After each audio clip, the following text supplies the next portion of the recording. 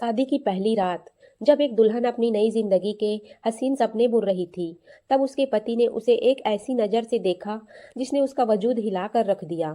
मीरा, तुम औरतों जैसी नाजुक नहीं लगती। तुम्हारे ये सख्त हाथ, तुम्हारी ये चाल, मुझे तुमसे घिन आती है। जिस खेल के मैदान ने मीरा को पहचान दी, आज वही पहचान उसकी सबसे बड़ी सजा बन गई थी। अपनों के ताने, समाज का तिरस्कार और पति की नफरत। क्या मीरा खुद को बदल लेगी? शहर के शोर शराबे से दूर उस पुराने मोहल्ले के सरकारी स्पोर्ट्स ग्राउंड में अगर किसी की आवाज सबसे ज्यादा गूंजती थी तो वो थी मीरा की। मीरा अपने घर की सबसे छोटी और लाडली बेटी थी, लेकिन उसे गुड़ियों के खेल या घर घर खेलने में कभी दिलचस्पी नहीं रही। जब उसकी उम्र की दूसरी लड़कियां आईने के सामने खड़े होकर खुद को निहारती थी, तब मीरा पसीने से तरबतर होकर वॉलीबॉल के नेट पर जोरदार स्मैश मार रही होती थी। मीरा का व्यक्तित्व औरों से अलग था। वह उन लड़कियों में से नहीं थी जो अपनी खूबसूरती को सहेज कर रखे। उसे तो बस मैदान की धूल और जीत का जुनून पसंद था। सुबह सूरज की पहली किरण के साथ ही वह अपना बैडमिंटन रैकेट उठाकर कोर्ट की तरफ दौड़ पड़ती।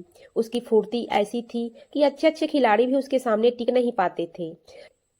शाम होते ही वह बास्केटबॉल की ड्रिबलिंग करते हुए लड़कों की टीम को चुनौती देती नजर आती। उसका पहनावा भी उसके खेलों की तरह ही आजाद था। ढीली ढाली जर्सी, स्पोर्ट्स शूज और छोटे कटे हुए बाल, यही उसकी पहचान थी।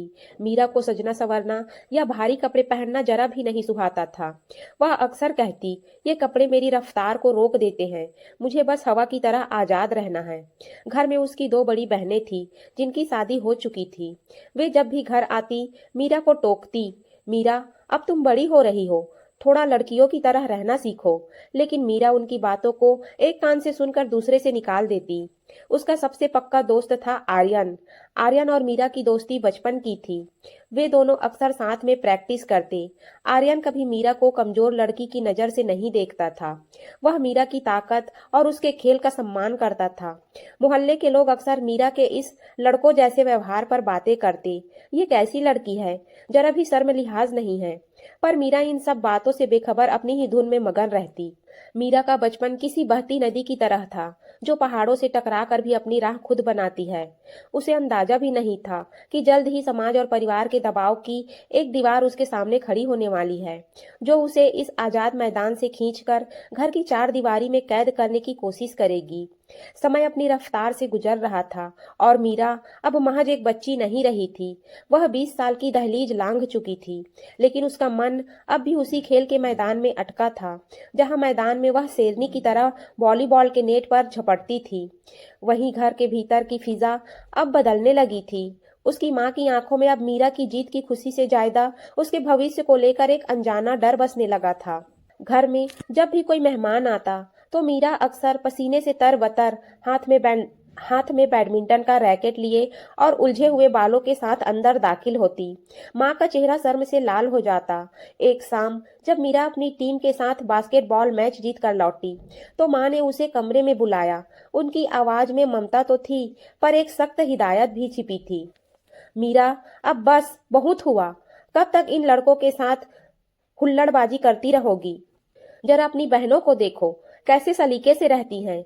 लोग अब बातें बनाने लगे हैं कि मीरा तो बिल्कुल लड़कों जैसी चाल ढाल रखती है। क्या तुम्हें जरा भी अंदाजा है कि तुम्हारी शादी के लिए अब हमें पापड़ बेलने पड़ेंगे? माँ की ये बातें मीरा के दिल में किसी तीर की तरह चुभती थी। मीरा को सजना संवरना और रेशमी कपड़ों का बोझ उठाना जरा भी पसंद नहीं आता था। उसे तो अपनी वही पुरानी जर्सी और जूते प्यारे थे। माँ ने अब जबरदस्ती उसे रसोई के कामों में उलझाना शुरू कर दिया। कभी कभी दाल फटकना तो कभी रोटियां बेलना। मीरा का हाथ जो कोर्ट पर बिजली की तरह चलता था, अब रसोई की आंच में झुलसने लगा था। उसे महसूस होने लगा था कि जैसे उसकी आजादी के पंख एक एक करके कतरे जा रहे हों। मोहल्ले की औरतें भी अक्सर उसकी माँ को कुरेदती रहती। अरे बहन, मीरा को थोड़ा तो लगाम दो। सुना है आजकल वह क्लब में लड़कों के साथ वॉलीबॉल खेलती है। इतनी आजादी अच्छी नहीं होती। कल को कौन संभालेगा इसे? इस तानों ने घर के माहौल को और भी भारी बना दिया था। मीरा अब अक्सर अपनी खिड़की से उस मैदान को निहारती रहती जहां उसके सपने अब भी धड़क रहे थे। आर्यन, जो उसका बचपन का साथी था, वह भी अब उसे समझाता, मीरा, घर वालों की बात मान ले, शायद इसी में सबकी भलाई है। पर मीरा का मन ये मानने को तैयार नहीं था कि एक लड़की होने का मतलब सिर्फ अपनी पहचान खो देना है। उसे नहीं पता था कि ये तो बस शुरुआत है और असली इम्तिहान तो अब शुरू होने वाला है, जब उसके सामने शादी का प्रस्ताव रखा जाएगा। वक्त अपनी रफ्तार से गुजर रहा था, पर मीरा के घर के भीतर का तनाव कम होने का नाम नहीं ले रहा था। एक रविवार की दोपहर, जब सूरज की तपिश अपने चरम पर थी, घर के बाहर एक सफेद रंग की बड़ी गाड़ी आकर रुकी। मीरा उस वक्त अपने कमरे में चुपचाप बैठी अपनी पुरानी बास्केटबॉल को निहार रही थी, जिसके धब्बे उसके बीते हुए आजाद दिनों की गवाह थे। उसे अंदाजा भी नहीं था कि बाहर आए मेहमान उसकी किस्मत का फैसला करने वाले हैं। मेहमानों में रोहन और उसके माता पिता थे। रोहन शहर के एक प्रतिष्ठित परिवार से था और देखने में काफी गंभीर और शांत स्वभाव का लगता था। मीरा की मां ने उसे जबरदस्ती एक रेशमी गुलाबी साड़ी पहना दी थी, जिसमें वह खुद को किसी पिंजरे में कैद परिंदे जैसा महसूस कर रही थी। उसके खुले और बेबाक बाल, जो हवा में लहराना जानते थे, आज एक सलीकेदार जूड़े में जकड़े हुए थे। जब मीरा चाय की ट्रे लेकर ड्राइंग रूम में दाखिल हुई, तो उसकी नजरें जमीन पर टिकी थी। उसे अपनी चाल ढाल और बैठने के तरीके को लेकर एक अजीब सी घबराहट हो रही थी। रोहन की मां ने उसे ऊपर से नीचे तक ऐसे परखा थी जैसे कोई कीमती वस्तु खरीदी जा रही हो। उन्होंने मीरा के हाथों को गौर से देखा। वो हाथ जो वॉलीबॉल के मैदान पर सख्त प्रहार करने के आदी थे, आज कांप रहे थे। रोहन ने मीरा से चंद औपचारिक सवाल किए। मीरा ने बहुत ही संक्षिप्त उत्तर दिए, क्योंकि उसे डर था कि कहीं उसकी आवाज की बेबाकी उसकी असलियत न खोल दे। रोहन के पिता को मीरा की सादगी पसंद आई, पर मीरा के मन में एक तूफान उठा हुआ था। वह चीख चीख कर कहना चाहती थी कि उसे ये भारी गहने और साड़ियां नहीं चाहिए। उसे तो बस अपना खेल का मैदान और अपनी आजादी वापस चाहिए। जैसे ही मेहमान विदा हुए, घर में उत्सव का माहौल हो गया। मीरा, लड़का बहुत अच्छा है और खानदान भी ऊंचा है। तुम्हारी किस्मत खुल गई है, पिता ने बड़े गर्व से कहा। लेकिन मीरा के लिए यह किसी किस्मत के खुलने जैसा नहीं, बल्कि अपने अस्तित्व के खोने जैसा था। उसने रात भर अपने कमरे में छुपकर आंसू बहाए। आर्यन से जब उसने इस बारे में बात की, तो उसने भी भारी मन से कहा, मीरा, शायद यही समाज की रीत है। कभी कभी हमें अपनों की खुशी के लिए खुद को पीछे छोड़ना पड़ता है। मीरा ने एक गहरी सांस ली और अपनी आंखों के आंसू पोंछ लिए। उसने तय किया कि वह इस रिश्ते के लिए हाँ कर देगी, शायद इस उम्मीद में कि शादी के बाद उसे समझने वाला कोई मिल जाए। पर उसे क्या पता था कि जिस घर को वह अपना नया आसमान समझ रही है, वहां खुशियों की जगह सिर्फ चुनौतियां उसका इंतजार कर रही है। शादी की रस्में किसी धुंधली याद की तरह गुजर गई। मीरा के लिए वे कुछ दिन किसी भारी सपने की तरह थे, जहां उसे पल पल सिखाया जा रहा था कि उसे कैसे बैठना है, कैसे मुस्कुराना है और कैसे अपनी नजरों को झुका कर रखना है। शहनाइयों की गूंज और ढोलक की थाप के बीच मीरा का मन बार बार उस खेल के मैदान की ओर भागता, जहां उसने अपना पूरा बचपन बिताया था। पर अब वह उस मैदान से बहुत दूर एक नए सफर में निकलने वाली थी। विदाई का वह पल मीरा के लिए सबसे भारी था। जब उसने अपने पिता के गले लगकर सिसकियां भरी, तो उसे महसूस हुआ कि वह सिर्फ अपना घर नहीं, बल्कि अपनी पूरी पहचान पीछे छोड़ रही है। माँ ने उसके कान में धीरे से कहा, अब वही तुम्हारा घर है मीरा, वहाँ के तौर तरीकों में खुद को ढाल लेना। मीरा ने भारी मन से अपनी पुरानी स्पोर्ट्स किट को एक कोने में पड़ा देखा और सिसकते हुए गाड़ी में बैठ गई। रोहन उसके बगल में बैठा था, पर उसके चेहरे पर वह अपनापन नहीं था जिसकी मीरा को उम्मीद थी। सफर लंबा था। रोहन के घर पहुंचते ही गृह प्रवेश की रस्में शुरू हो गई। मीरा को उन भारी गहनों और रेशमी साड़ियों में चलने फिरने में बड़ी दिक्कत हो रही थी। उसके पैर, जो वॉलीबॉल के मैदान पर बिजली की तरह दौड़ते थे, आज पायलों के बोझ और जमीन पर बिखरे फूलों के कारण लड़खड़ा रहे थे। रोहन की माँ और चाचियां उसे बड़े गौर से देख रही थी, जैसे उसकी हर हरकत का हिसाब रख रही हो। रात के सन्नाटे में जब मीरा पहली बार अपने नए कमरे में दाखिल हुई, तो उसे वहां की दीवारें काटने को दौड़ रही थी। वह कमरा बहुत ही सजा हुआ था और आधुनिक था, पर मीरा को वहां अपनी सांसें घुटी घुटी सी महसूस हो रही थी। थोड़ी देर बाद रोहन कमरे में आया। मीरा को उम्मीद थी कि वह उससे प्यार भरी बातें करेगा या उसकी थकान पूछेगा, लेकिन रोहन ने उसे एक ठंडी और बेरुखी भरी नजर से देखा। रोहन ने कमरे की लाइट्स जलाते हुए मीरा के चेहरे और उसके हाथों को गौर से देखा। मीरा, तुम्हारी हथेलियां इतनी सख्त और खुरदुरी क्यों है? और तुम्हारी ये चाल, इसमें वह नजाकत क्यों नहीं है जो एक दुल्हन में होनी चाहिए? रोहन के इन शब्दों ने मीरा के कलेजे को चीर दिया। उसने अपने उन हाथों को देखा जिनसे उसने हजारों बार बैडमिंटन का रैकेट थामा था और जीत हासिल की थी। उसे गर्व था अपने उन हाथों पर आज उसे उन्हीं हाथों के लिए शर्मिंदा किया जा रहा था। रोहन ने बिना कुछ और कहे अपनी पीठ फेर ली और सो गया। मीरा खिड़की के पास जाकर बैठ गई और बाहर चांद को निहारने लगी। उसे याद आया कि कैसे वह और आर्यन चांद की रोशनी में घंटों बास्केटबॉल की प्रैक्टिस किया करते थे। आज उसके पास सब कुछ था, एक बड़ा घर, कीमती गहने और एक पति, पर उसे अपनी आजादी और अपना स्वाभिमान खोता हुआ महसूस हो रहा था। उसे एहसास होने लगा था कि यह नया घर उसके लिए खुशियों का महल नहीं, बल्कि एक सुनहरी जेल साबित होने वाला है। शादी की पहली सुबह मीरा के लिए किसी इम्तिहान से कम नहीं थी। सूरज की पहली किरण के साथ ही घर में हलचल शुरू हो गई थी। मीरा, जिसे मैदान में सुबह ताजी हवा के बीच वॉलीबॉल की सर्विस करने की आदत थी, आज खुद को रेशमी साड़ी की परतों में उलझा हुआ पा रही थी। उसने भारी मन से अपनी आंखों के नीचे आए काले घेरों को छुपाने की कोशिश की और कमरे से बाहर निकली। रसोई में उसकी सास और जेठानियां पहले से ही मौजूद थीं, जो उसे बड़ी पैनी नजरों से देख रही थी। आओ मीरा, देखो आज तुम्हें पहली रसोई की रस्म निभानी है, सास ने मुस्कुराते हुए कहा, पर उस मुस्कुराहट में एक अजीब सी ठंडी परख थी। मीरा ने चकला बेलन थामा, पर उसके हाथ, जो बास्केटबॉल को ट्रिपल करने में माहिर थे, आज रोटियां गोल बनाने में लड़खड़ा रहे थे। रसोई की गर्मी और उन औरतों की कानाफूसी ने उसे बेचैन कर दिया। अरे देखो, इसके हाथ कितने सख्त हैं, बिल्कुल लड़कों जैसे। लगता है बचपन में सिर्फ पत्थर तोड़े हैं इसने, एक चाची ने दबी आवाज में कहा, जो मीरा के कानों तक साफ पहुंच गया। नाश्ते की मेज पर रोहन बैठा था। मीरा ने उसे उम्मीद भरी नजरों से देखा, पर रोहन ने अपनी नजरें अखबार से नहीं हटाई। उसने बस एक बार मीरा की तरफ देखा और टोका, मीरा, ये बाल थोड़े सलीके से रखा करो, और ये चाल, क्या तुम हमेशा ऐसे ही पैर पटक कर चलती हो? यहाँ कोई स्पोर्ट्स ग्राउंड नहीं है, ये एक सभ्य घर है। मीरा का निवाला उसके गले में ही अटक गया। उसे समझ नहीं आ रहा था कि उसकी मेहनत, उसकी फुर्ती और उसका खिलाड़ी होना, जो कभी उसकी सबसे बड़ी ताकत थी, आज उसकी सबसे बड़ी कमी कैसे बन गई। दिन भर मीरा को घर के तौर तरीके सिखाए गए। उसे बताया गया कि उसे कैसे धीरे बोलना है, कैसे अपनी हंसी को दबाना है और कैसे हर कदम पर मर्यादा का ध्यान रखना है। शाम को जब रोहन वापस आया तो उसने मीरा के लिए कुछ उपहार लाए थे, महंगे इत्र, क्रीम और लोशन। ये लो मीरा, इनका इस्तेमाल करो। तुम्हारी त्वचा बहुत रूखी है और तुम्हारे हाथों की ये शक्ति मुझे चुभती है।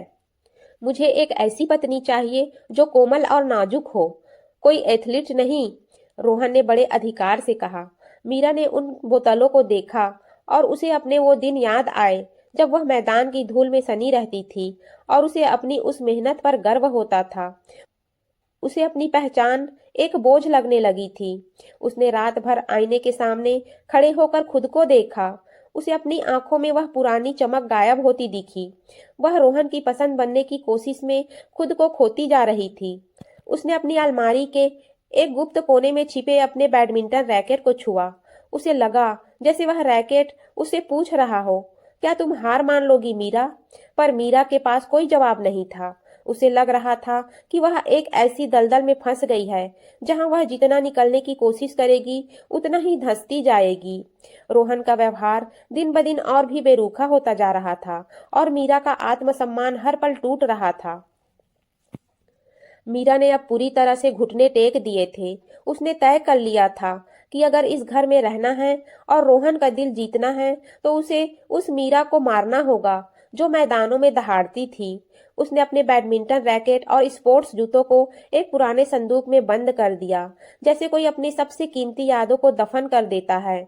अब उसकी सुबह वॉलीबॉल की सर्विस से नहीं, बल्कि रसोई की गर्म आंच और भारी साड़ियों की सिलवटों के साथ होती थी। अगले 2 महीनों तक मीरा ने खुद को एक सांचे में ढालने की हर मुमकिन कोशिश की। उसने महंगे उपटन लगाए ताकि उसके हाथों की वह शक्ति कम हो सके जो रोहन को मर्दाना लगती थी। उसने अपनी तेज चाल को काबू में किया और धीमे स्वर में बोलना सीखा। वह घंटों आईने के सामने खड़ी होकर अपनी मुस्कुराहट का अभ्यास करती ताकि उसमें वह नजाकत आ सके जिसकी मांग हर रोज उससे की जाती थी। सास और जेठानियां अब उसकी तारीफ करने लगी थी। देखो, अब जाकर मीरा असली बहू लग रही है। रोहन भी अब उसके साथ कभी कभी मुस्कुराकर बात कर लेता, लेकिन मीरा को महसूस होता कि वह उसे नहीं बल्कि अपने द्वारा बनाई गई एक गुड़िया को पसंद कर रहा है। मीरा की अपनी रूह कहीं अंदर सिसक रही थी। वह अपनी पहचान खोकर एक परछाई मात्र बन गई थी। एक शाम मीरा ने सोचा कि वह रोहन के लिए उसकी पसंद का विशेष पकवान बनाएगी। वह खुशी खुशी रोहन के कमरे की ओर जा रही थी। तभी उसे अंदर से ऊंची आवाजों में बहस सुनाई दी। कमरे का दरवाजा थोड़ा खुला था। अंदर रोहन और उसकी माँ के बीच तीखी बातचीत हो रही थी। मीरा ठिठक गई जब उसने अपना नाम सुना। रोहन झुंझला कर कह रहा था, माँ, आप समझ क्यों नहीं रही हैं? मैं इस शादी से कभी खुश नहीं था। आपने सिर्फ अपनी सहेली का मान रखने के लिए इस खिलाड़ी लड़की को मेरे पल्ले बांध दिया। इसके हाथ, इसका शरीर, इसमें औरतों वाली कोमलता है ही नहीं। मुझे तो उसे छूने में भी अजीब लगता है। माँ ने उसे समझाने की कोशिश की। बेटा, बेचारी ने खुद को कितना बदल लिया है तुम्हारी खातिर। अब तो वह सादगी से रहती है। इस पर रोहन ने एक जोरदार ठहाका लगाया जो मीरा के कलेजे को चीर गया। माँ, ऊपर से साड़ी लपेट लेने से अंदर की बनावट नहीं बदल जाती। वह अभी भी वैसी ही है, सपाट और सख्त, जैसे पहली थी। मुझे एक ऐसी लड़की चाहिए जो नाजुक हो, जिसे देखकर मेरे अंदर जज्बात जागे। मीरा के साथ रहना मेरे लिए एक मजबूरी है, बस। मीरा के हाथ से पकवान की थाली छूटते छूटते बची। उसकी आंखों से आंसू नहीं बल्कि उसके आत्मसम्मान का लहू बह रहा था। उसे एहसास हुआ कि उसने जिस इंसान के लिए अपनी पूरी पहचान, अपना खेल और अपनी आत्मा को दांव पर लगा दिया, उसकी नजर में वह सिर्फ एक गलती थी। रोहन की नफरत उसकी आदतों से नहीं बल्कि उसके वजूद से थी। मीरा बिना कुछ कहे चुपचाप वहां से पीछे हट गई। उसे समझ आ गया था कि वह जिस रेत के महल को बचाने की कोशिश कर रही थी, उसकी नींव ही नफरत और दिखावे पर टिकी थी। उस रात मीरा सोई नहीं, बस खिड़की के बाहर उस काले आसमान को देखती रही जहां कोई तारा नहीं चमक रहा था। रोहन की उन कड़वी बातों ने मीरा के अस्तित्व को अंदर तक झकझोर दिया था। उस रात मीरा एक पल के लिए भी सो नहीं पाई। उसे बार बार आईने में अपना अक्स धुंधला नजर आता। जिस कोमलता और नजाकत की तलाश रोहन को थी, वह मीरा के पास कभी थी ही नहीं, क्योंकि मीरा का गहना उसकी मेहनत का पसीना और उसकी ताकत थी। अगले दिन मीरा की सास ने उसकी उतरी हुई रंगत देखकर उसे कुछ दिनों के लिए मायके जाने की सलाह दी। मीरा ने बिना कुछ कहे अपना पुराना झोला उठाया और उस घर से निकल गई जिसे वह अपना समझने की भूल कर बैठी थी। जब मीरा अपने शहर के रेलवे स्टेशन पर उतरी तो उसे वह हवा भी पराई सी लग रही थी। वह चुपचाप अपने घर की दहलीज पर पहुंची। माँ ने उसे देखते ही गले लगा लिया। मेरी बच्ची, तू कितनी कमजोर हो गई है। क्या वहां तुझे कोई तकलीफ है?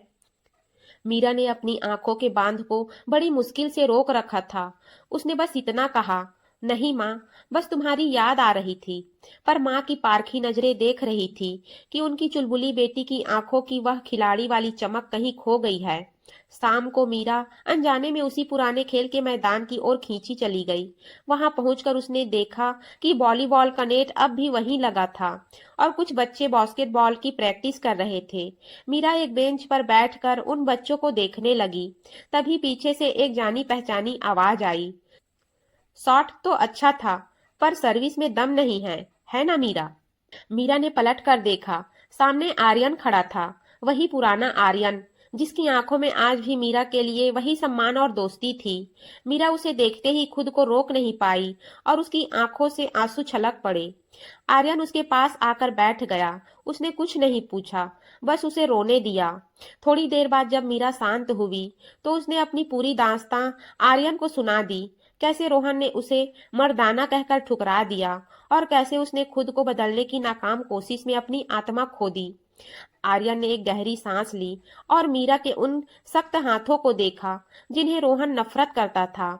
आर्यन ने बड़े सुकून से कहा, मीरा, ये हाथ पत्थर तोड़ने वाले नहीं हैं, ये हाथ विजेता के हाथ हैं। जिस इंसान को तुम्हारी ताकत में बुराई नजर आती है, वह कभी तुम्हारी रूह को नहीं समझ पाएगा।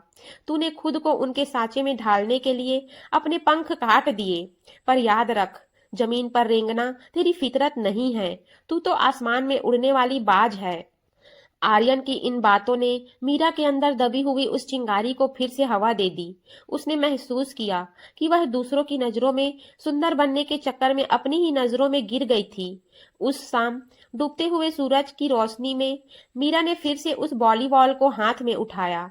उसकी हथेलियों ने जब उस गेंद की शक्ति को छुआ तो उसे लगा जैसे उसकी सोई हुई शक्ति वापस लौट रही हो। आर्यन ने मुस्कुराते हुए कहा, कल सुबह इसी मैदान पर मिलेंगे मीरा, अपने जूतों के साथ। अपनी पहचान को फिर से ढूंढने का वक्त आ गया है। अगली सुबह जब सूरज की पहली किरण ने मीरा के कमरे की खिड़की पर दस्तक दी तो मीरा पहले जैसी नहीं थी। उसने अपनी अलमारी के उस पुराने संदूक को खोला जिसे उसने अपनी अंतिम विदाई समझकर बंद कर दिया था। धूल झाड़कर उसने अपनी पुरानी जर्सी और स्पोर्ट्स शूज निकाले। जब उसने उन जूतों के फीते कसे तो उसे महसूस हुआ कि उसका आत्मविश्वास जो महीनों से कहीं दबा हुआ था फिर से जाग उठा। मैदान पर पहुंचते ही ठंडी हवा के झोंकों ने उसका स्वागत किया। आर्यन पहले से वहां वॉलीबॉल नेट के पास खड़ा उसका इंतजार कर रहा था। मीरा ने जैसे ही हाथ में गेंद थामी, उसे लगा कि उसकी रगों में फिर से वही पुराना खिलाड़ी वाला खून दौड़ने लगा है। शुरू में उसके हाथ थोड़े लड़खड़ाए, शरीर भारी लगा, लेकिन आर्यन ने उसका हौसला टूटने नहीं दिया। मीरा, ये मैदान तेरी पहचान है। यहाँ तुझे किसी को कोमलता का सबूत देने की जरूरत नहीं है। आर्यन की इन बातों ने मीरा के स्मैश में फिर से वही बिजली भर दी। हफ्तों की कड़ी मेहनत के बाद मीरा की आंखों की वह खोई हुई चमक वापस लौट आई थी। वह अब घर पर भी छुप कर नहीं बैठती थी। उसने अपनी सहेलियों के साथ मिलकर मोहल्ले की लड़कियों के लिए एक छोटा सा बैडमिंटन क्लब शुरू कर दिया। उसे समझ आ गया था कि कोमलता सिर्फ शरीर में नहीं बल्कि मन की शांति में होती है। लेकिन तभी एक दोपहर जब मीरा पसीने में तरबतर होकर घर लौटी तो उसने देखा कि उसके पिता के हाथ में एक लिफाफा था और उनकी आंखें नम थी। वह रोहन की तरफ से भेजा गया कानूनी नोटिस था। रोहन ने साफ लिखवा दिया था कि वह मीरा के साथ अब और नहीं रह सकता, क्योंकि वह एक पत्नी की शारीरिक और व्यवहारिक अपेक्षाओं पर खरी नहीं उतरी। नोटिस में यहाँ तक लिखा था कि मीरा का स्वभाव और बनावट असामान्य है, जिससे रोहन को मानसिक तनाव होता है। यह सिर्फ एक तलाक का नोटिस नहीं था, बल्कि मीरा के स्त्रीत्व पर एक बहुत बड़ा हमला था। यह सिर्फ एक तलाक का नोटिस नहीं था, बल्कि मीरा के स्त्रीत्व पर एक बहुत बड़ा हमला था। माँ फूट फूट कर रोने लगी। हाय रे मेरी बच्ची की किस्मत, अब समाज को क्या मुंह दिखाएंगे। लेकिन मीरा इस बार टूटी नहीं। उसने उस कागज को देखा और एक ठंडी मुस्कुराहट उसके चेहरे पर आ गई। उसने अपनी माँ के हाथ थामे और बड़े शांत स्वर में कहा, माँ, रोहन ने मुझे नहीं छोड़ा, बल्कि मैंने उस घुटन भरी जिंदगी से आजादी पाई है जिसे मेरी काबिलियत असामान्य लगती है। उसके साथ रहकर मैं अपनी पूरी जिंदगी एक सजा की तरह काटती। मीरा ने तय कर लिया कि वह इस अपमान का जवाब रोकर नहीं बल्कि अपनी कामयाबी से देगी। उसने उसी दिन शहर की स्पोर्ट्स एकेडमी में कोच के पद के लिए आवेदन करने का फैसला किया।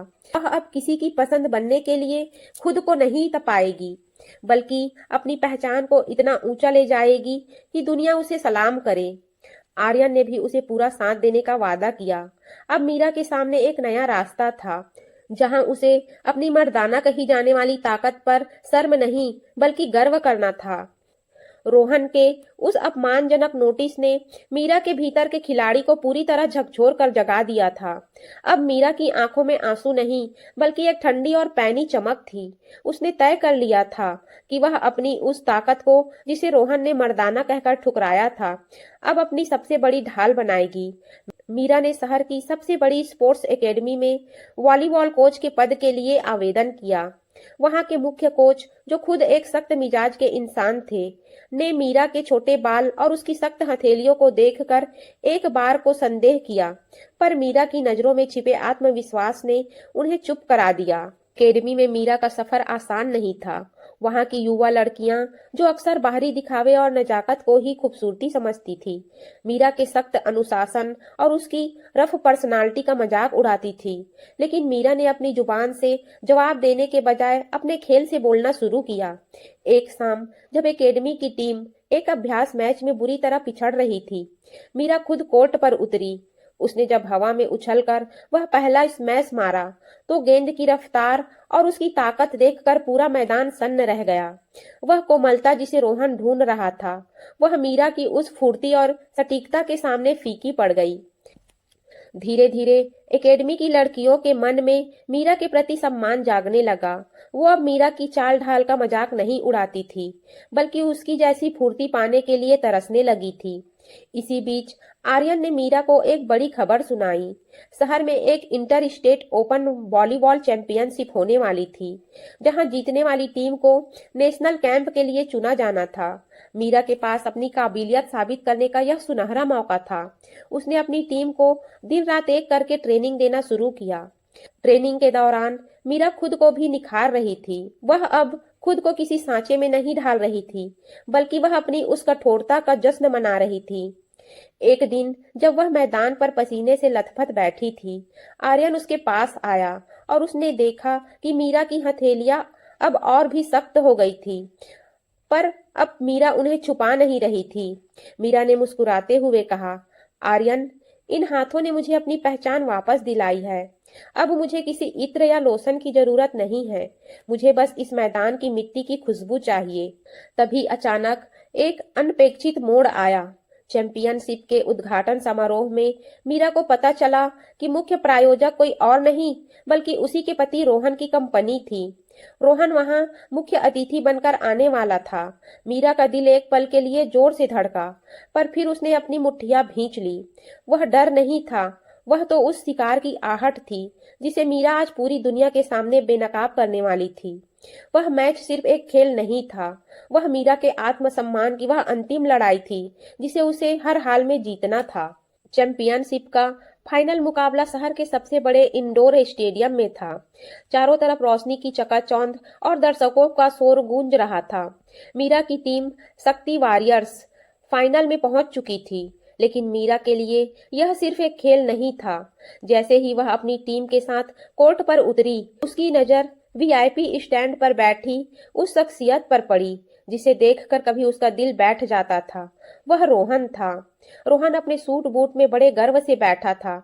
उसे अंदाजा भी नहीं था कि जिस मर्दाना लड़की का उसने मजाक उड़ाया था, आज वह पूरे शहर की चहेती बनी हुई है। मैच शुरू हुआ। विपक्षी टीम बहुत मजबूत थी और शुरुआत में मीरा की लड़कियां दबाव में आकर गलतियां करने लगी। स्कोर बोर्ड पर मीरा की टीम पिछड़ रही थी। तभी टाइम आउट के दौरान मीरा ने अपनी लड़कियों को घेरे में लिया। उसकी आवाज में एक अजीब सी खनक और जोश था। उसने कहा, याद रखो, तुम्हारी खूबसूरती तुम्हारे चेहरे की चमक में नहीं, बल्कि तुम्हारी कलाई की इस ताकत में है। दुनिया तुम्हें कमजोर कहेगी, तुम्हें सांचों में ढालने की कोशिश करेगी, लेकिन आज तुम्हें साबित करना है कि तुम क्या हो। मीरा की बातों ने जादू का काम किया। अगले ही पल मीरा खुद खेल की कमान संभालने के लिए कोर्ट के बीचों बीच खड़ी थी। जब उसने पहली सर्विस की तो गेंद इतनी तेज थी कि विपक्षी खिलाड़ी उसे छू तक नहीं पाए। स्टेडियम तालियों से गूंज उठा। रोहन अपनी जगह पर जम सा गया था। वह फटी आंखों से मीरा को देख रहा था। वही मीरा जो घर में दबी सहमी रहती थी, आज मैदान पर बिजली की तरह कौंध रही थी। उसके पसीने से भीगे चेहरे पर एक ऐसा नूर था जो किसी भी क्रीम या पाउडर से नहीं आ सकता था। खेल के आखिरी लम्हों में स्कोर बराबर था। आखिरी पॉइंट के लिए गेंद हवा में उछली। मीरा ने अपनी पूरी जान लगाकर एक ऊंची छलांग लगाई।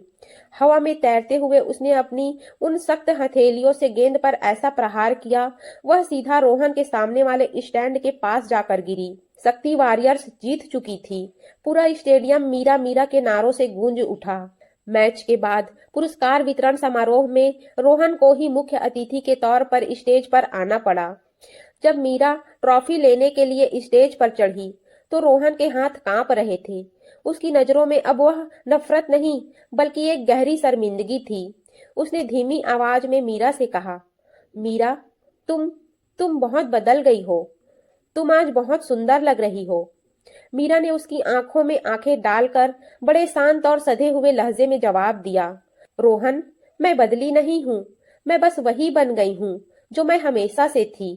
फर्क बस इतना है कि पहले मैं तुम्हारी आंखों से खुद को देख रही थी और आज मैं अपनी आंखों से दुनिया देख रही हूँ। सुंदर मैं तब भी थी, बस तुम्हारी नजरों में उसे देखने की काबिलियत नहीं थी। मीरा ने रोहन के हाथ से ट्रॉफी ली और उसे ऊंचा उठा दिया। स्टेडियम में मौजूद हजारों लोगों ने खड़े होकर उसके लिए तालियां बजाई। आर्यन दूर खड़ा मुस्कुरा रहा था। उसकी आंखों में मीरा के लिए गर्व था। मीरा को आज अपनी उस ताकत पर नाज था जिसे कभी समाज ने उसकी कमी बताया था। उसे समझ आ गया था कि असली जीत किसी को हराने में नहीं बल्कि खुद को पाने में होती है।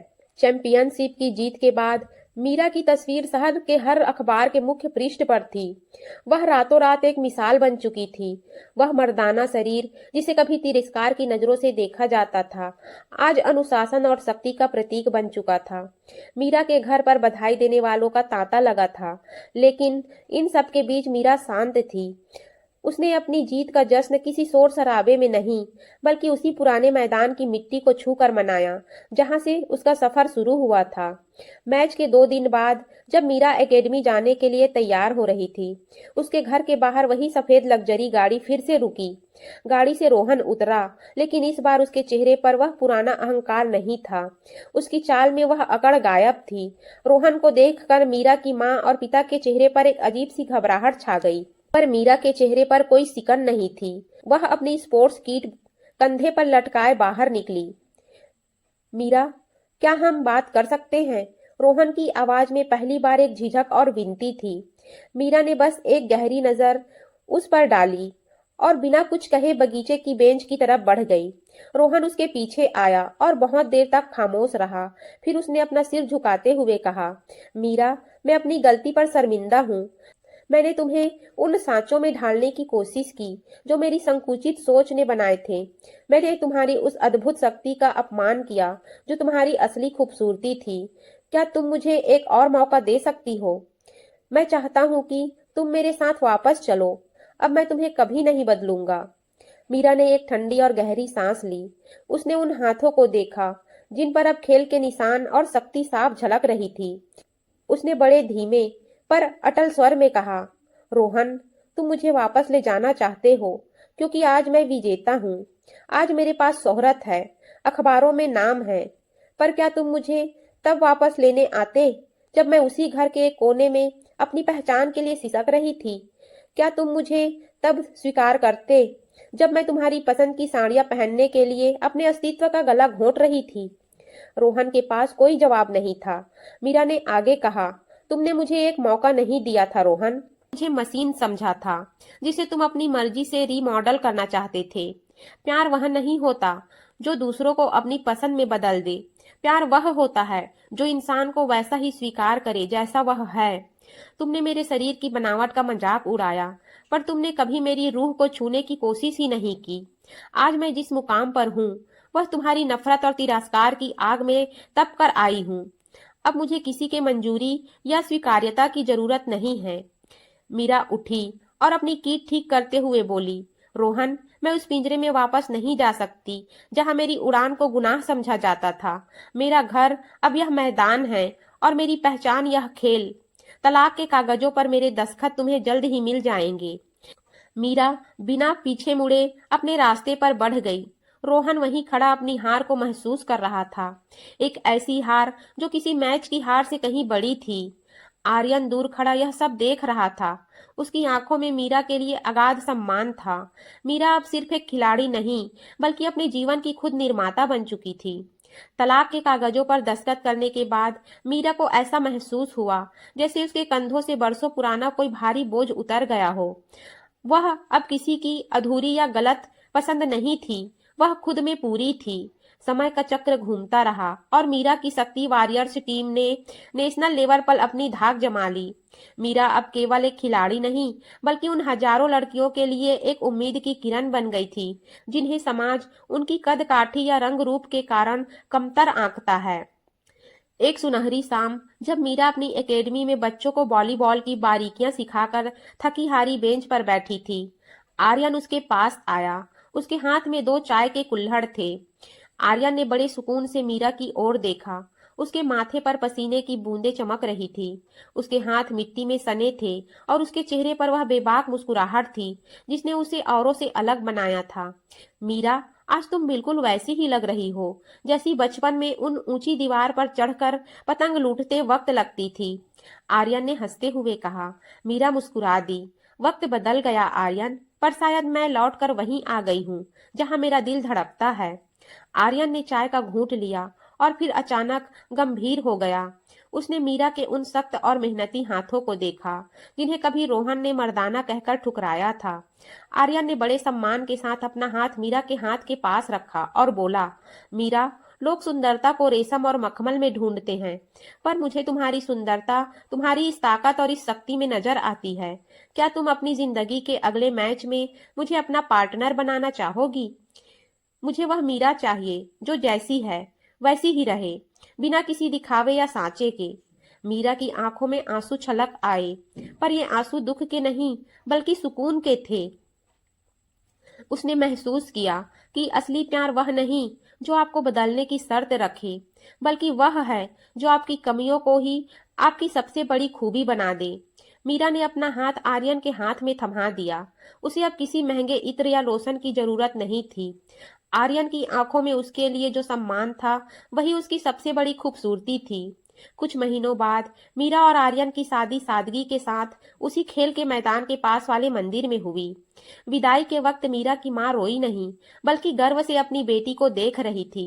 मीरा ने अपनी ससुराल जाने के लिए किसी डोली या कार का इंतजार नहीं किया, बल्कि उसने अपनी स्पोर्ट्स बाइक स्टार्ट की और आर्यन को पीछे बिठाकर अपने नए सफर की ओर निकल पड़ी। आज मीरा एक सफल कोच है, एक गर्वित पत्नी है और सबसे बढ़कर एक आजाद इंसान है। उसने दुनिया को साबित कर दिया कि एक औरत की पहचान उसकी नजाकत से नहीं, बल्कि उसके अस्तित्व और उसकी हिम्मत से होती है। आर्यन और मीरा की शादी के बाद आर्यन और मीरा की शादी की बाद की जिंदगी किसी खूबसूरत सपने जैसी थी। यहाँ मीरा को खुद को साबित नहीं करना था, क्योंकि आर्यन की नजरों में वह पहले से ही मुकम्मल थी। आर्यन ने मीरा के लिए घर के पीछे एक छोटा सा प्रैक्टिस कोर्ट बनवाया था, जहां अक्सर दोनों शाम को बैडमिंटन या वॉलीबॉल खेलते। खेल खेल में जब मीरा पसीने से भीग जाती और उसके बाल चेहरे पर बिखर जाते, तब आर्यन बड़े प्यार से उन्हें संवारता। एक ठंडी चांदनी रात में जब दोनों छत पर बैठे थे, आर्यन ने मीरा का हाथ अपने हाथों में लिया। वह हाथ जो कभी तिरस्कार का पात्र था, आज आर्यन के लिए दुनिया का सबसे सुरक्षित कोना था। आर्यन ने मीरा की आंखों में डूबते हुए कहा, मीरा, लोग कहते हैं कि चांद में खूबसूरती है, पर मुझे तुम्हारी इस खिलाड़ी वाली सादगी और निडरता में वह सुकून मिलता है जो कहीं और नहीं। तुम जैसी हो वैसी ही मेरी रूह की सुकून हो। मीरा ने मुस्कुराते हुए अपना सिर आर्यन के कंधे पर टिका दिया। वह मिलन जिस्मानी से कहीं ज्यादा रूहानी था, जहां दो लोग एक दूसरे की कमियों को नहीं जहां दो लोग एक दूसरे की कमियों को ही अपनी ताकत मानते थे। वक्त गुजरा और मीरा के घर में खुशियों की किलकारियां गूंजने वाली थी। कुछ महीनों के बाद मीरा ने जुड़वा बच्चों को जन्म दिया, एक बेटा और एक बेटी। पूरे मोहल्ले में मिठाइयां बांटी गई। आर्यन की खुशी का ठिकाना नहीं था। उसने जब उन नन्ही जानों को पहली बार अपनी गोद में लिया, तो मीरा की आंखों में खुशी के आंसू छलक आए। अस्पताल से घर आने के बाद मीरा ने देखा कि आर्यन बच्चों के पालने के ऊपर एक छोटा सा बास्केटबॉल और एक बैडमिंटन रैकेट लटका रखा था। मीरा हंस पड़ी। अभी तो ये ठीक से आंखें भी नहीं खोल पा रहे, और तुमने इन्हें खिलाड़ी बनाने की तैयारी कर ली। आर्यन ने मीरा को गले लगाते हुए कहा, बिल्कुल, मैं चाहता हूँ कि ये तुम्हारी तरह निडर और मजबूत बने। हमारी बेटी अपनी माँ की तरह मैदान में दहाड़ेगी और हमारा बेटा अपनी माँ की तरह स्वाभिमानी बनेगा। मीरा ने महसूस किया कि उसकी जिंदगी अब पूरी हो चुकी है। वह समाज की उन संकुचित सोच वाली बेड़ियों से बहुत दूर निकल आई थी। आज उसके पास एक ऐसा पति था जो उसकी शक्ति का सम्मान करता था, और दो नन्हे फरिश्ते थे जो उसकी दुनिया थे। मीरा ने अपने बच्चों को सीने से लगाते हुए मन ही मन सोचा, अब ये बच्चे किसी सांचे में नहीं ढलेंगे, ये अपनी पहचान खुद बनाएंगे, बिल्कुल अपनी माँ की तरह। तो दोस्तों, यह थी मीरा की कहानी। मीरा ने साबित कर दिया कि दुनिया चाहे आपको किसी भी सांचे में ढालने की कोशिश करे, लेकिन आपकी असली खूबसूरती आपकी सच्चाई और आपके आत्मविश्वास में है। कभी भी किसी और की पसंद बनने के लिए अपनी पहचान को मत खोइए, क्योंकि जो आपसे सच्चा प्रेम करेगा वह आपको वैसा ही अपनाएगा जैसी आपकी रूह है। उम्मीद है मीरा के इस संघर्ष और जीत ने आपके दिल को छुआ होगा। अगर आपको यह कहानी पसंद आई हो तो इस वीडियो को लाइक जरूर करें और अपने दोस्तों के साथ शेयर करें। आपकी इस कहानी के बारे में क्या राय है? क्या मीरा का फैसला सही था? हमें कमेंट करके जरूर बताएं। और हाँ, ऐसी ही दिल को छू लेने वाली और प्रेरणादायक कहानियों के लिए हमारे चैनल को सब्सक्राइब करना और बेल आइकन को दबाना ना भूलें। जल्द ही मिलते हैं एक और नई दिलचस्प कहानी के साथ। तब तक अपना ख्याल रखें और मुस्कुराते रहें। धन्यवाद।